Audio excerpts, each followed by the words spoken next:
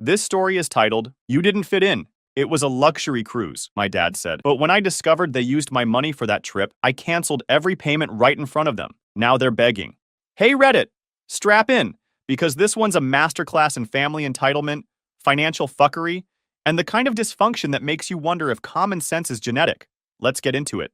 I, 29 male, grew up in a house where it felt like living in the shadow of a fucking spotlight that was permanently fixed on my sister, 26 female. Raven was the golden child from day one. Better grades, better looks, better everything according to my parents, better treatment. They never missed a single one of her dance recitals or academic awards. Meanwhile, I was lucky if they remembered to pick me up from soccer practice. Your sister needs us, they'd say. She's going places. Our house wasn't big, but somehow Raven's achievements took up all the space. Her trophies lined the mantel while my Little League medals were tossed in a drawer somewhere. Family photos featured her front and center, me usually half cropped out or squinting against the sun. Little shit like that adds up over time. I was always the rough around the edges kid, preferred working with my hands, taking things apart to see how they worked. By 14, I was fixing neighbors' lawnmowers for extra cash while Raven was winning spelling bees and getting her picture in the local paper. Mom would rush to show visitors Raven's latest academic award while I sat invisible in the corner. Dad would look at the engine grease under my fingernails and sigh like I was some kind of disappointment. One time, I won first place in the school science fair with a working model engine I built from scratch. When I got home excited to show my parents, they were too busy helping Raven practice her violin for a recital 3 weeks away.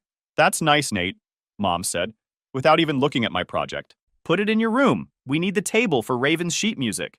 Later that week, Dad accidentally knocked over my project while moving Raven's music stand. Never even apologized. Just said I should have put it somewhere safer.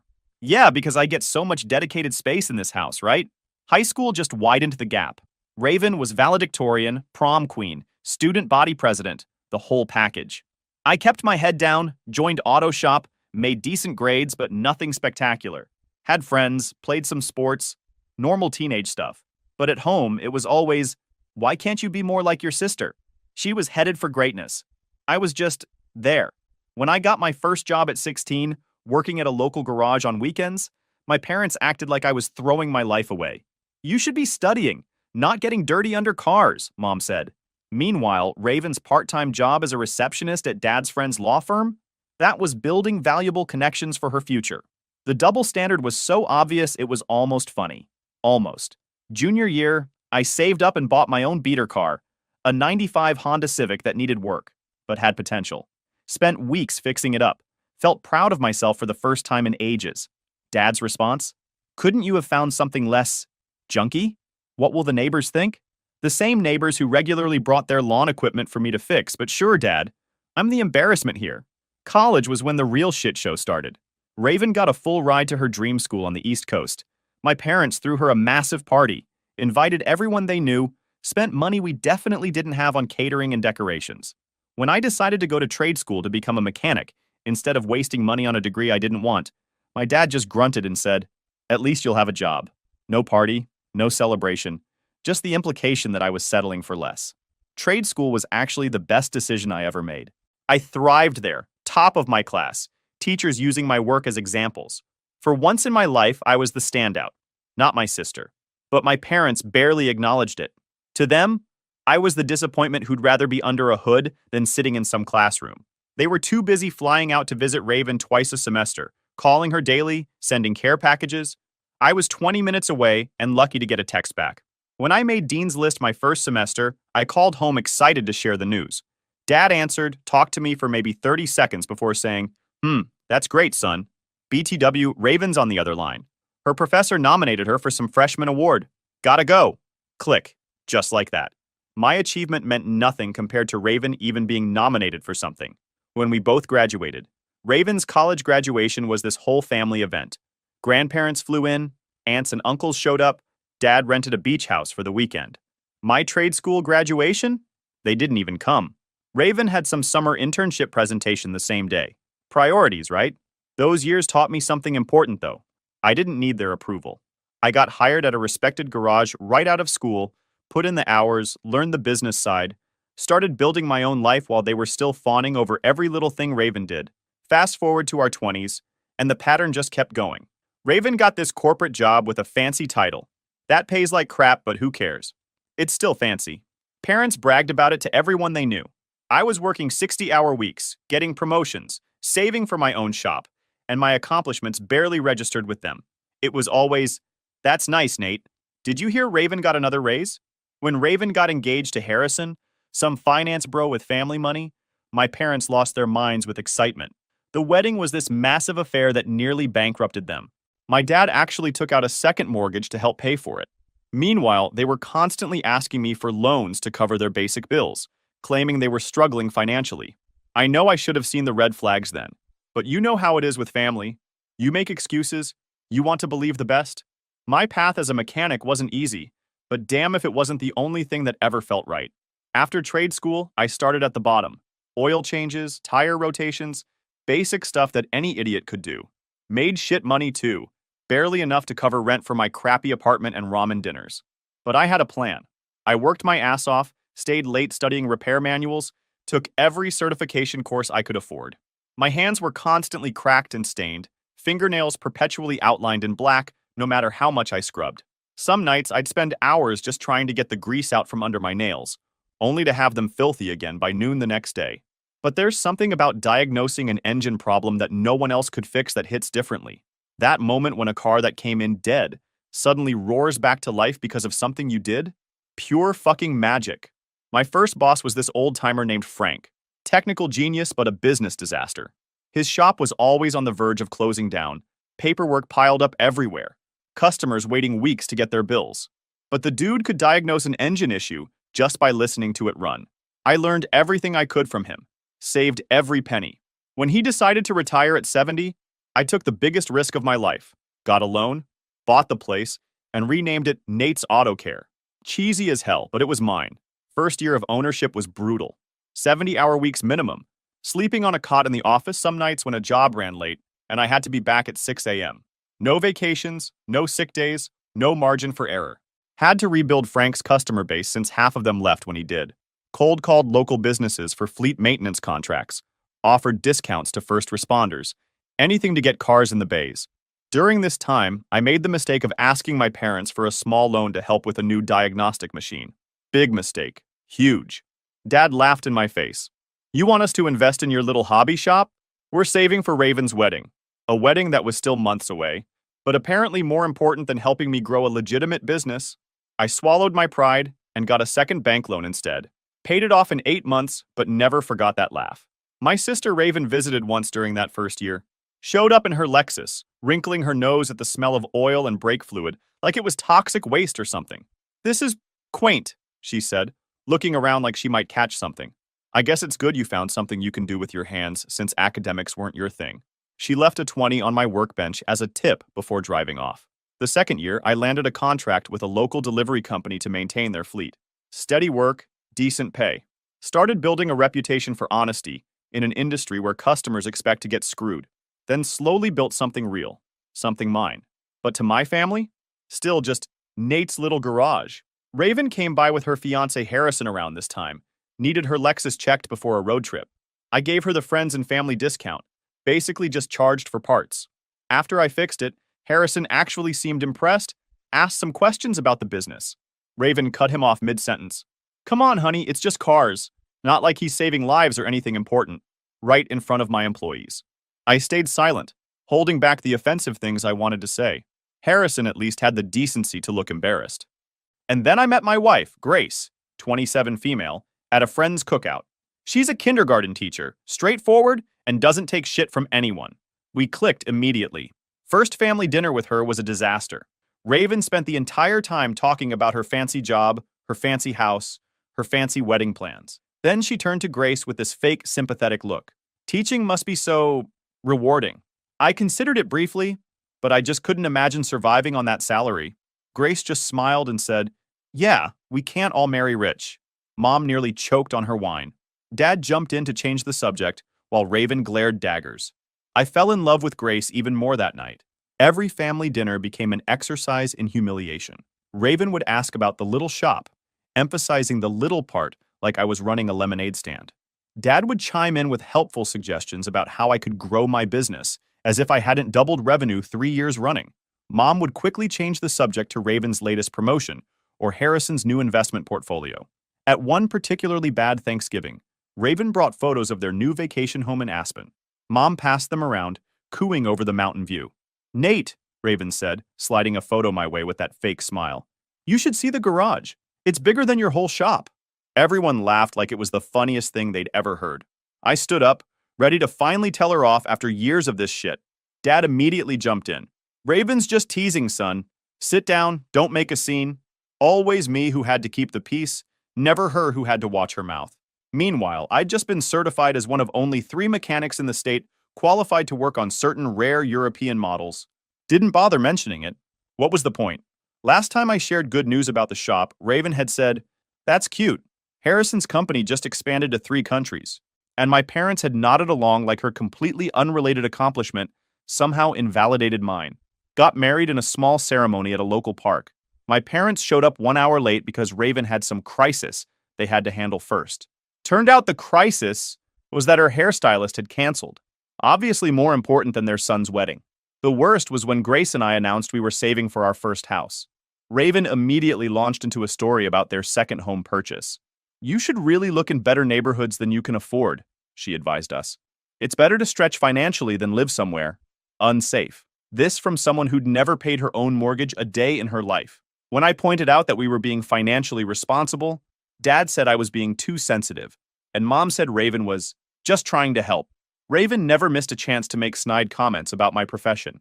"It must be so fulfilling, working with your hands all day," she'd say at family gatherings, making it sound like I was digging ditches instead of running a successful business. When I expanded to a 5-bay shop and hired 3 mechanics, Raven sent me a text. "Congrats on your little achievement. Harrison just acquired a company with 200 employees, but we're all proud of you too."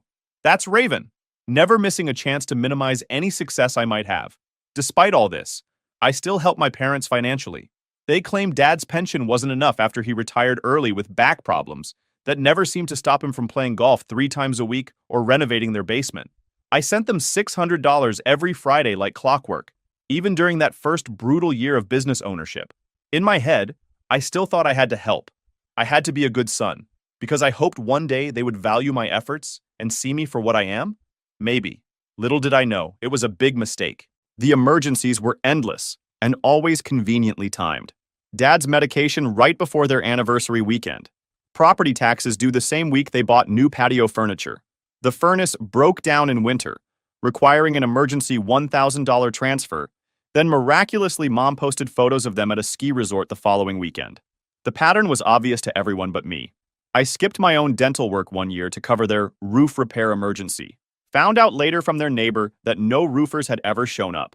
When I carefully asked about it, Dad said they'd found a better solution, but never explained what that solution was, or offered to return the money. One year, I drove by their house on my birthday and saw catering vans outside. Called Mom to see what was up.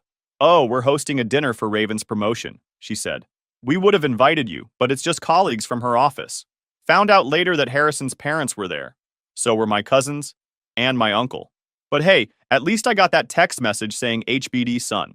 Grace started pointing out the pattern after we moved in together. She'd notice how they only called when they needed something, how they'd ignore my texts for days, then suddenly become responsive the moment they needed cash, how every crisis seemed to coincide with some luxury purchase. "Darling, they're using you," she'd say. "Look at the evidence." But I'd make excuses. They're getting older. Times are tough. They're my parents. They wouldn't lie to me about needing help. Talk about fucking denial. I kept a spreadsheet of all the money I sent them. After the first year, it totaled over $35,000. That's a down payment on a house. That's a new work truck I desperately needed for the business. That's the wedding Grace deserved instead of our budget ceremony in the park. But I kept sending it, week after week, emergency after emergency. But then came the bomb dropped on an ordinary Tuesday in March. I'd just finished a 12-hour day at the shop. Some rich asshole's car needed emergency work because apparently his inability to plan constituted my emergency. Had to cancel lunch with Grace to get it done.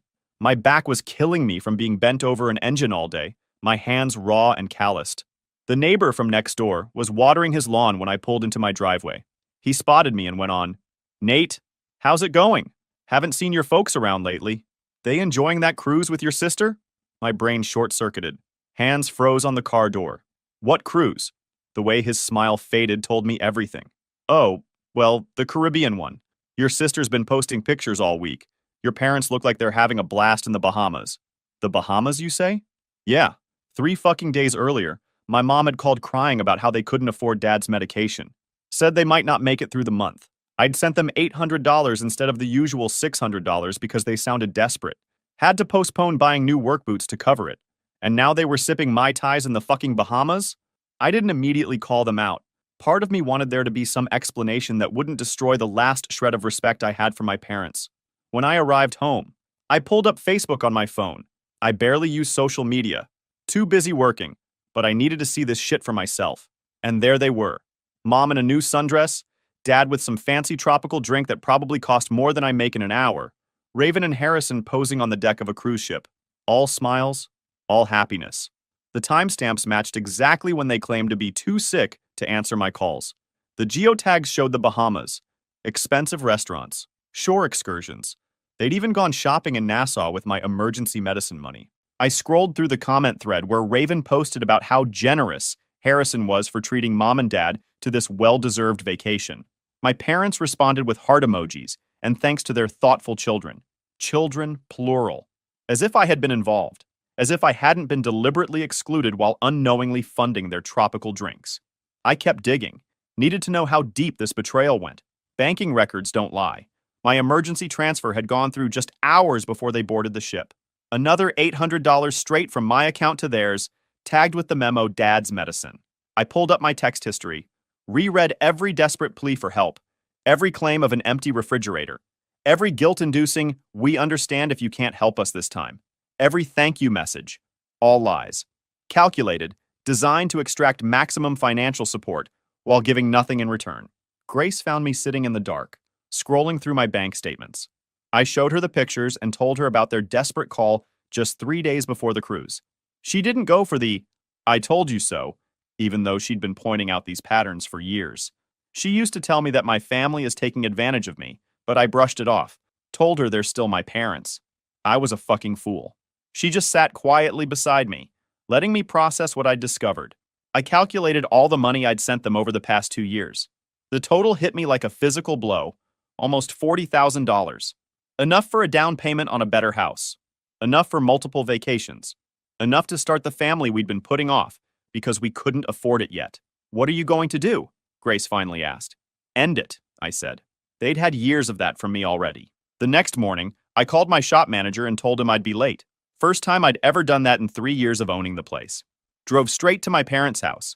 Their car was in the driveway, same as Raven's. They were back from paradise. I parked behind them, blocking them in deliberately. This wasn't going to be a quick conversation, and I didn't want them driving off to avoid it. I rang the doorbell. Finally, Dad answered in his bathrobe, coffee mug in hand. His face went pale. He knew he was busted. Mom appeared behind him.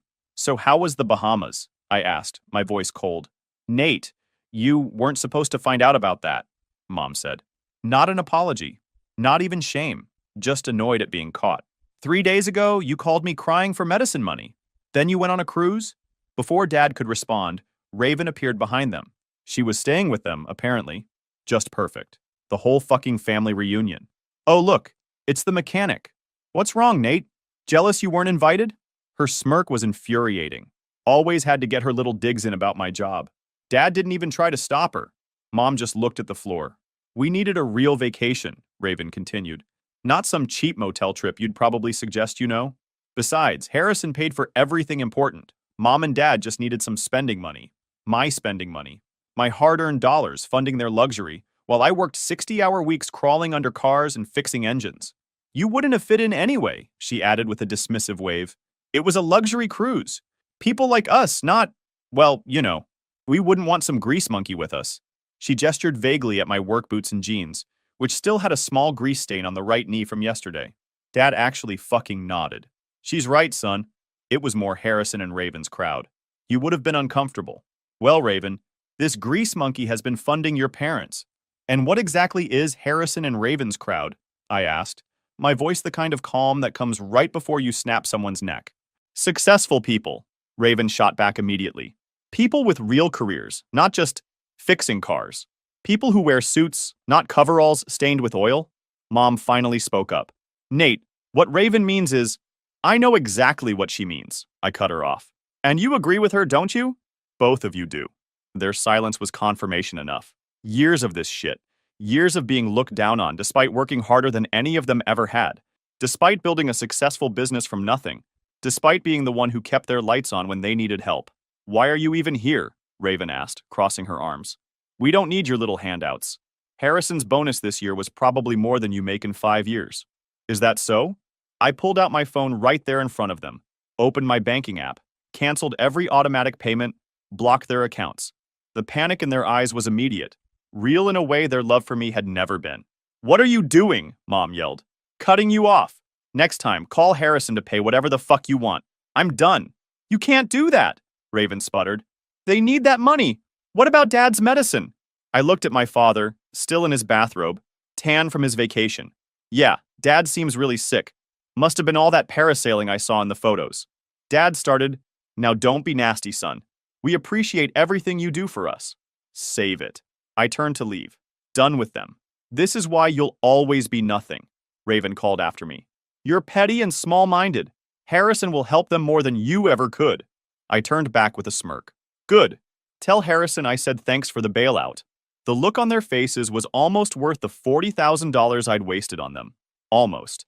I got in my car and drove away, leaving them standing in the doorway, Raven still yelling. My parents suddenly silent as the reality of what just happened sank in. Missed calls lit up my phone all day. Texts flooded in, apologies mixed with guilt trips. Classic manipulation. Dad, we made a mistake, but you're overreacting. Mom, how could you do this to your family? Raven, you're being childish and cruel. I blocked their numbers that evening. Easiest decision I'd ever made. That night, Grace and I ordered takeout and started talking about what we could do with an extra $600 plus a week. Maybe finally take that vacation we'd been putting off. Maybe look at houses in better neighborhoods. Or start trying for the kid we'd been delaying because we couldn't afford it yet. For the first time in years, I felt free. No more anxiety when my phone rang. No more dread checking my bank account. No more excuses for people who saw me as nothing but a resource to exploit. Good fucking riddance. And let me tell you, no contact was the best decision I ever made. I changed my number, blocked them on social media, and told my employees not to pass along any messages from my family. Had to be thorough about it too. They tried showing up at the shop a few times, but my guys knew the drill. The first month was strange. I kept expecting the usual crisis calls, the guilt trips, the drama.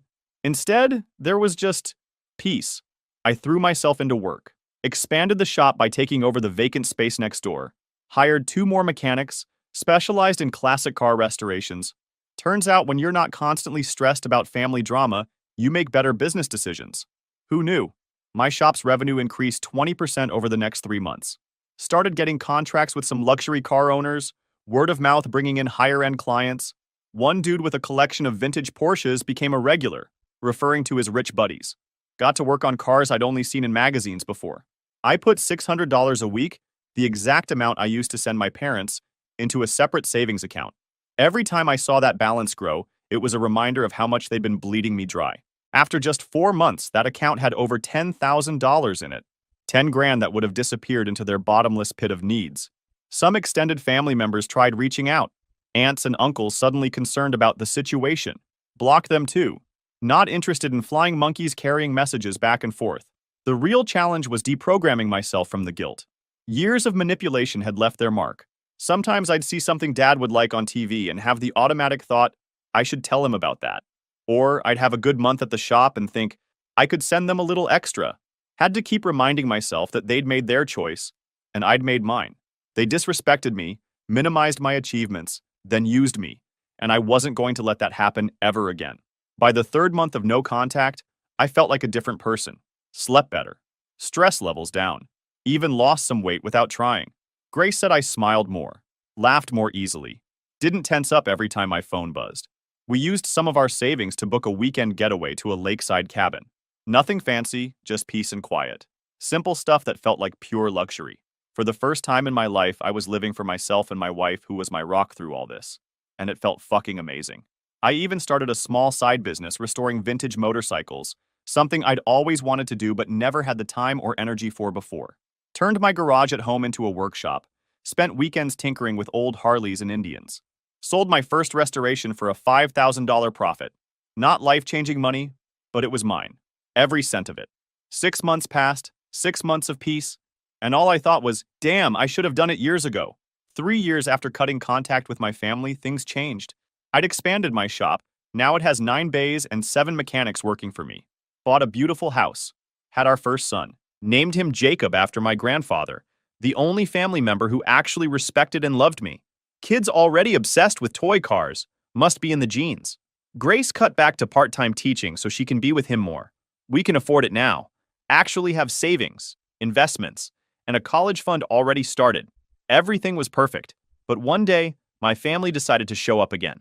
No warning, no call. Just my parents standing in my shop's waiting area one Tuesday afternoon, looking haggard and desperate. Mom's eyes were puffy. She looked like she aged 10 years more. And Dad looked like hell. None of that usual arrogance he had. I nodded to my manager to take over and led them to my office. Not out of courtesy, but to keep their drama away from my customers. Didn't even offer them a seat. They stood awkwardly in front of my desk while I leaned back in my chair. My mother started crying immediately. Her go-to move whenever things weren't going her way. Then they dropped the good, shocking news. Apparently, Harrison had caught Raven cheating. He was divorcing her, cut her off completely, and she'd moved back home. I leaned back in my chair, waiting for the part where this became my problem. Karma's a bitch, isn't it? Cheating on the rich husband she loved to brag about? I didn't see that coming, lol. Mom sobbed and explained how devastated Raven was. She'd lost everything. The house, the cars, her credit cards. I just asked, and? Enjoying their discomfort more than I probably should have. That's when Dad admitted they were struggling. His pension wasn't enough with Raven back home. The mortgage was 3 months behind. The utilities were about to be shut off. I stared at them, letting the silence stretch uncomfortably. When I finally spoke, I could barely hold back a laugh. I wanted to confirm what I was hearing, that the daughter they always preferred, who looked down on me for being a mechanic, who boasted about her rich husband, was now broke, homeless, and living with them. And they wanted me to bail them out. Mom pleaded that she was my sister, as if that meant something after all the shit Raven had put me through. I reminded her it was the same sister who called me a grease monkey and said I'd never amount to anything. So she can go to hell along with them. Dad tried pulling out the old "we're family" guilt card that had worked so many times before, adding that they were all I had. That's when I actually did laugh. The fucking audacity of these people. I told them they were wrong. I had Grace, who actually loved me, friends who respected me, employees who looked up to me, and a successful business I built without any help from them. And now I'm having a son. I opened the door and told them to get the hell out of my garage and not come back. Mom grabbed my arm, pleading, "Please, Nate. We have no one else to turn to." I told her, "That sounds like a personal problem. Maybe Raven can get a job. I hear Walmart's hiring." Their faces looked genuinely shocked. They'd never imagined I'd actually refuse, had never considered I might enjoy watching them squirm. The realization that I was serious, that their safety net was gone for good, hit them like a physical blow. Dad asked, "What happened to you, son?" "I grew a spine. Now leave before I call security," I replied. A week later, Grace and I were on a plane to Hawaii, our first real vacation together. Grace was so happy, she posted photos every day. Us on the beach, sunset dinners, snorkeling with sea turtles. She even made sure to tag my parents and Raven in all of them. El Mao. Told her that was petty, but she laughed and told me it was satisfying. So that's it, Reddit. Thank you so much for making it to the end. If you're in a similar situation, know that it's okay to walk away. Standing up for yourself doesn't make you a bad person. It makes you someone who understands that real family lifts you up instead of dragging you down. My son will grow up knowing that. I'll make damn sure of it. He'll never feel less than because he chose a different path. He'll never think that being used is the same thing as being loved. And that, more than anything else, makes every hard decision worth it. Edit 1. Woke up to a ton of messages and comments. Thank you guys so much. Didn't think this would get this much attention. But look, I can't respond to everyone, but to address a few common questions. 1. No, I don't miss them. Come on, guys. 2. To the handful of people saying I'm heartless. Try being used for years and still getting disrespected and hated by the ones who are supposed to give you love unconditionally. Yeah, I don't think so. Edit 2. For those asking what Raven did when over the Hawaii posts. Lol, she messaged my wife, name-calling her and telling her this isn't funny. She blocked her mid-typing.